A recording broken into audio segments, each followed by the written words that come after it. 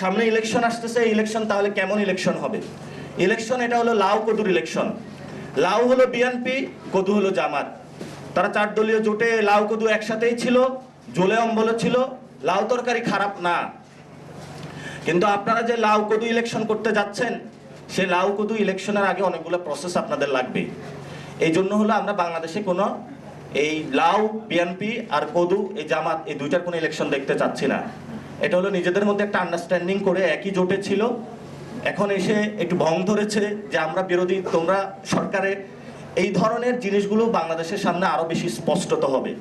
আর একটি দল তো তাদের হলো এক পা দিয়ে রেখেছে ইন্ডিয়ার মধ্যে, আরেকটি দল দিয়ে রেখেছে এক পা পাকিস্তানের মধ্যে। এই জন্য ছাত্রদের মধ্যে বা বাংলাদেশের জনগণের মধ্যে নতুন করে স্লোগান তৈরি করতে হয়, যেটা হলো অনেক দলেই আপনাদের সামনে স্লোগানগুলো নিয়ে এসেছে। আমরা দিল্লিও চাই না, আমরা পিন্ডিও চাই না, আমরা আসলে ঢাকাকে চাই। আসিফ নজরুলের বড় দায়বদ্ধতা রয়েছে, বিচার এবং সংস্কার। তার কোর্টে গিয়েছে, এখন দেখি আসিফ নজরুল কত বড় কোর্টে বল খেলে। উনি তো প্রধান উপদেষ্টা হতে চেয়েছিলেন, এখন দেখি উনি আসলে বাংলাদেশের মানুষের কতটুকু প্রয়োজনটা উনি পূরণ করে দিতে পারেন। আর অন্যান্য উপদেষ্টারাও যেতে হবে, ডক্টর ইউনূসকে শক্ত হাতে এই মাঝি হতে হবে, অথবা এই তরির ভার নিতে হবে।